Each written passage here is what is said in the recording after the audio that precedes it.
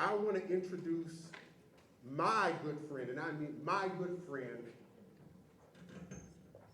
our next senator, and the person that's going to show them Texas is not divided, Texas is together, and we are going to stand together, and we're going to win this election, and we're going to let Donald Trump and his cronies know America is no longer for sale. My good friend, where's he? Here we go. The next senator, no, forget that. Our senator. Say it with me. Who is our senator? Who is our senator? Who are you voting for in November? James Talarico.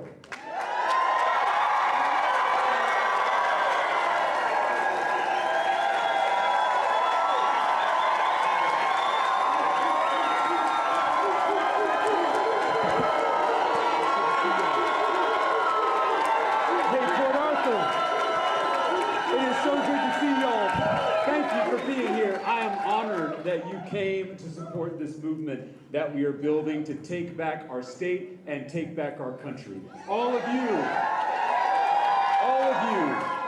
are now part of that movement. I want to thank my friend, your state representative, Christian Manuel, for his service to this community, for his friendship to me.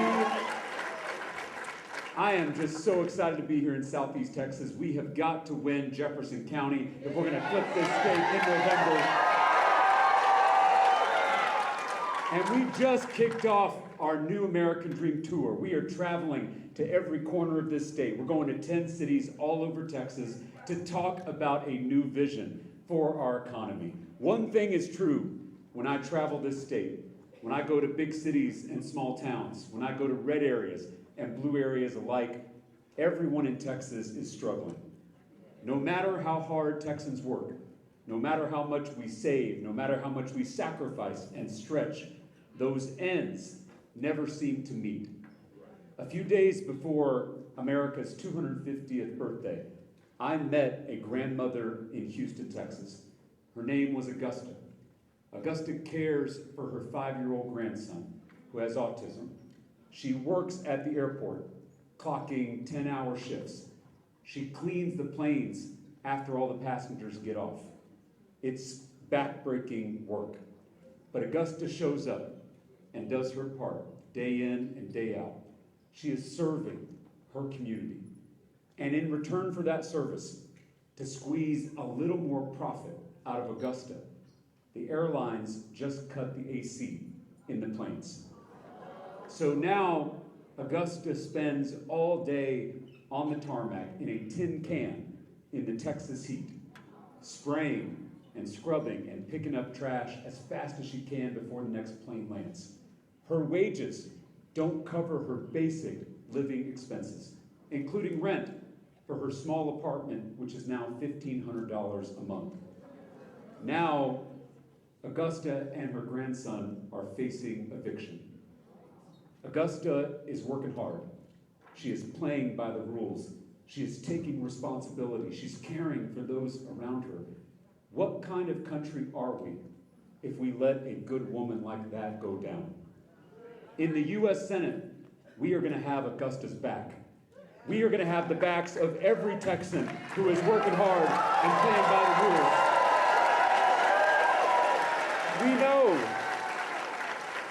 We know it doesn't have to be this way because it wasn't always this way. The young people here in the room may not remember, but some of the older folks might. You used to be able to afford a good life in America. You could buy a home in your 20s. You could go to college for cheap or free. You could support a whole family on one paycheck. You could afford to get married, to have kids, to retire comfortably.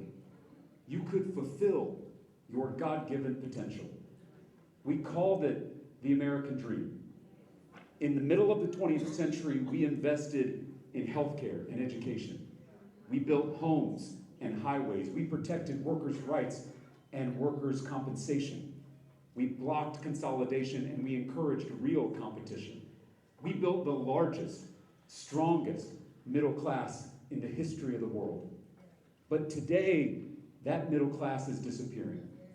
For too many of our neighbors, for too many Texans like Augusta, the American dream has become an American nightmare. It is too expensive to buy a home. It's too expensive to get married and to have kids. It's too expensive to retire comfortably. People are working hard. People are playing by the rules, but those rules of today weren't written for us. They were written for billionaires. We can't afford a home, but Jeff Bezos has at least a dozen. We can't afford to fill up our tanks, but Mark Zuckerberg is launching helicopters off his mega yacht. We can't afford the basics, but one of our own residents just became the world's first trillionaire.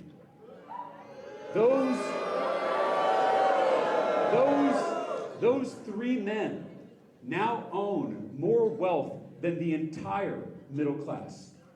The top 1% has put the American dream behind a paywall. For 50 years, billionaire megadonors and their puppet politicians have been stealing from the American people, stealing the wealth that we created with their bribes, their bailouts, and their billionaire tax breaks. Trickle-down economics is not a theory, it is theft. They have been stealing from all of us who have been doing the actual work in this economy. And for 5 decades, Republicans and too many Democrats have sold the false gospel of trickle-down economics. The idea that the best way to grow the economy is to let the rich get richer and forget about the rest of us. The affordability crisis that we are facing isn't something that happened over the last 5 years. This affordability crisis has been 50 years in the making. Since the late 1970s, those mega donors, those corporate special interests, have been buying politicians in both political parties. And then those politicians, they turn around and they rig the rules of the economy to benefit those corporate special interests at our expense. We have an affordability crisis because we have a corruption crisis. We are getting screwed. No matter if you're a little more conservative or a little more progressive, we're all getting screwed. None of us can afford groceries. None of us can afford gas. None of us can afford utilities. None of us can afford health care. The billionaires buying the system don't care who you are. They don't care about your politics. They only care about their profits. They don't see us as Democrats or Republicans. They don't see red or blue. They only see green. They see us as one group of people that they can rip off. They see us as one opposing team, so we might as well start acting like one. It is time. It is time for us to come together across these manufactured divisions to take on the people at the top who have been screwing us over for far too long now.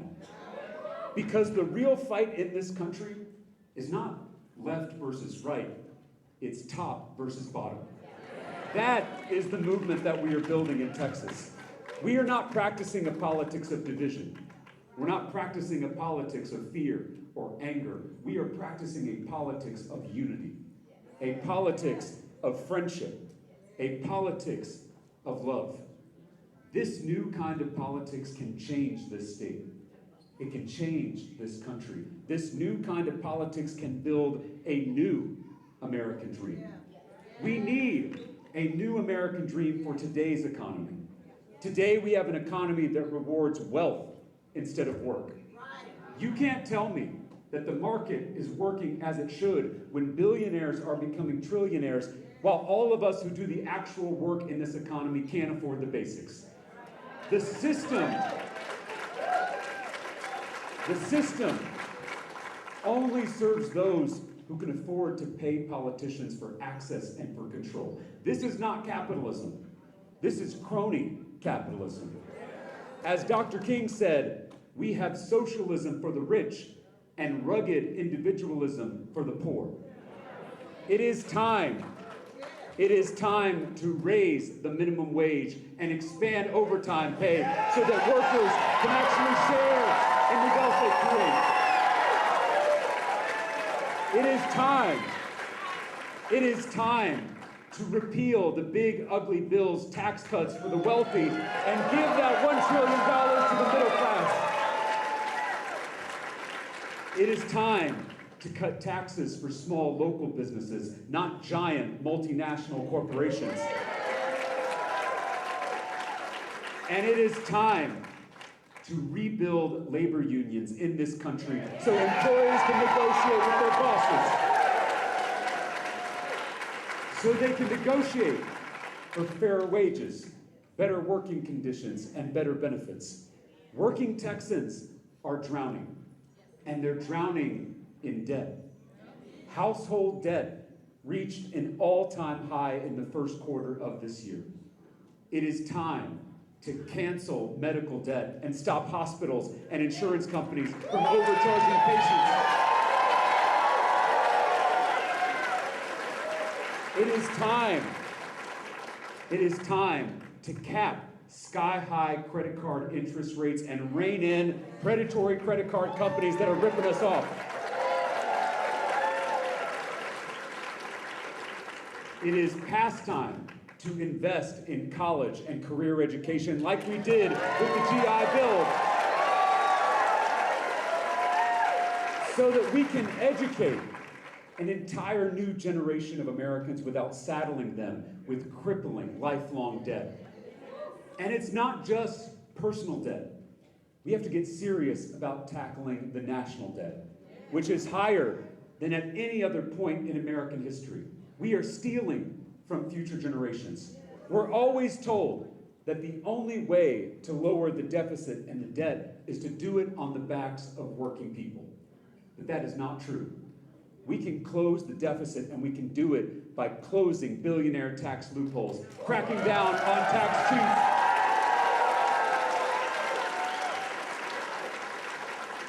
and we can do it by stopping our government from spending $1 billion a day on this useless war in Iran.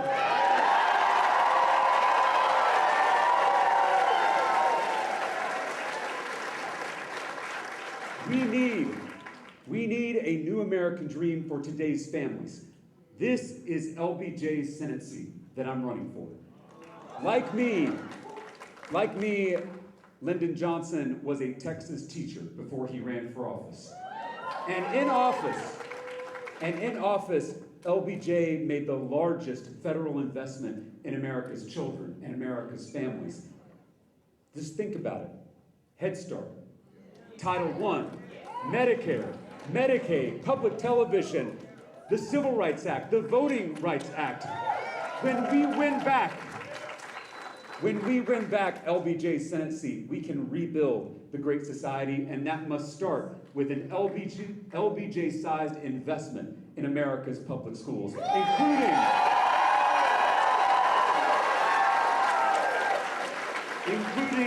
a long overdue teacher pay raise for our hard-working educators across the state and country.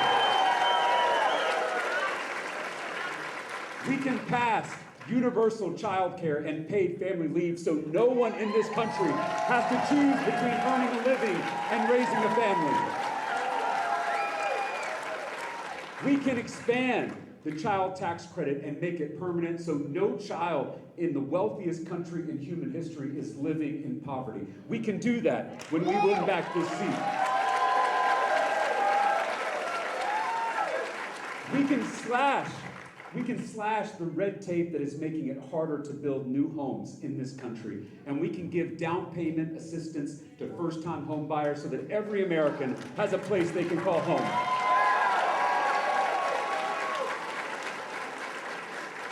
And we can fight tooth and nail against every attack on Medicare and ensure that the wealthiest Americans are paying their fair share into Social Security so every American can retire with dignity.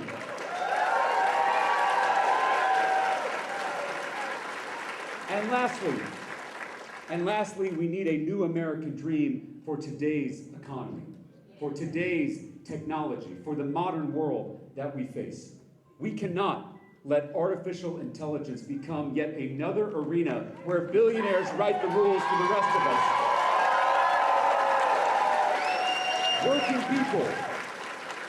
Working people deserve to get a say and a share of this AI future. And we can start by cracking down on these data centers that are jacking up our utility bills and using up all our water.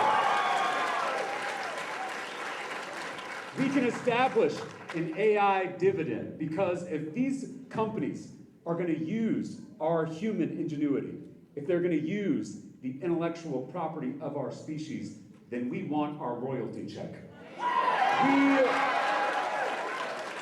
We can double down on human creativity. We can invest in entrepreneurship grants for people with a great idea, for a business, for an invention, for a piece of art, but don't know any big investors. Startup funding for the little guy. And it'll pay off, just like it did when this government invested in companies like Tesla and in innovations like the internet. The people at the top are afraid of this new American dream. They are afraid of crowds like this in Port Arthur, Texas. They're afraid of Texans coming together across race and gender and age and party to dream a little bigger. They're going to claim that this new dream is radical. They're going to claim that it's extreme. They're going to call us socialists or communists or whatever sounds scariest in a headline. And we'll say, is that the best you can do? These are the same old scare tactics. This is the same old politics of the past. The names they'll call us only reveal how small their dreams really are. The people at the top want this to be a contest of names because they know that they'll lose a contest of ideas. Ken Paxton has been in office since I was in middle school. Now, less than 100 days before Election Day, he's pretending to care about the cost of living crisis. He just unveiled his affordability plan, and it's mostly just tax breaks for wealthier folks. When he talks about costs, you can tell it doesn't come naturally. It's a little like he's trying to speak French or something. It's like affordability is a word he learned on Duolingo that morning. He just found out that for other people, the cost of living is something you pay yourself, not something you pass on to your billionaire mega donors. This is the guy who became a multimillionaire on a government salary and has sold out working Texans at every turn. Now Ken Paxton wants us to believe he cares about us. Who does he think he's fooling? Both the math and the past make it crystal clear that a country that takes care of its people grows faster than a country that abandons them. In 1914, when someone asked Henry Ford, a titan of industry, why he doubled the daily wage for every one of his workers, legend says he gave them a simple answer: so they can afford to buy my cars. When you give money to the top 1%, they save it. When you give that money to the middle class, we spend it. We stimulate the economy. We grow the economy. Despite what that false gospel of trickle-down economics tells us, pro-people policy is pro-growth policy. It is not an either-or choice. Listen, if you hate politics, I get it. If you don't have time or energy to think about politics, I get it. If you don't believe anything good can come from the political process, I get that too. Let me just explain why this moment, in this state, in this race, matters so much for you and your family. If you are struggling to afford groceries, if you are struggling to afford gas, if you're struggling to afford housing and childcare and prescription drugs, the things that we need to survive. It's not because you're lazy. It's not because you've made bad choices. It is because the system has been rigged against you by billionaire mega donors and corrupt politicians just like Ken Paxton. I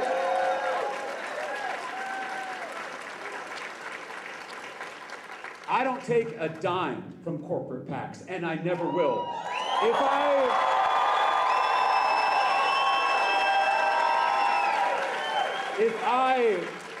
If I can earn your trust, and if you send me to the U.S. Senate, I will be your senator. I'll be a senator for every Texan who can't afford one. I will fight to unrig this economy. I will fight to raise our pay. I'll fight to lower our costs. And unlike Ken Paxton, I will fight to keep your hard-earned money where it belongs, in your pocket.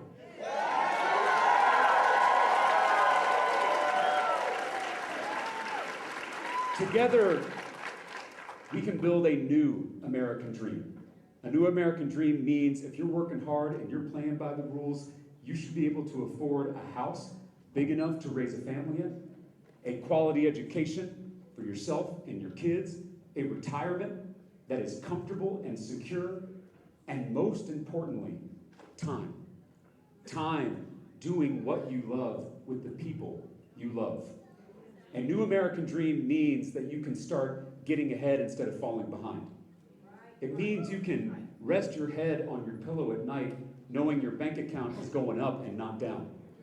And you can wake up in the morning with full faith that your kids and their kids will be able to live this new American dream too. Before I was a politician, I was a public school teacher. I taught 6th grade language arts at Rhodes Middle School on the west side of San Antonio. I often say that teaching middle school is the best preparation for politics. It's come in good handy in this race. The west side of San Antonio is this beautiful, historic neighborhood. It's also one of the poorest zip codes in the entire state of Texas. So every day, I saw my students and their families struggle heroically to overcome this rigged system holding them back. My students weren't just kids, they were survivors, fighters, dreamers.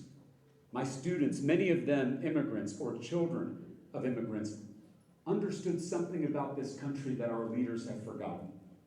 That America is a land of opportunity. That America is the place where dreams come true. We deserve the opportunity to chase those dreams, to pursue happiness. That's how it used to be in this country, and it can be that way again. We can reject the corruption that has defined both parties for decades. We can build an America of limitless opportunity for people like Augusta and her grandson, for people like my students on the west side of San Antonio, for every Texan with an American dream of their own. That is why I am running. That is what this election is about.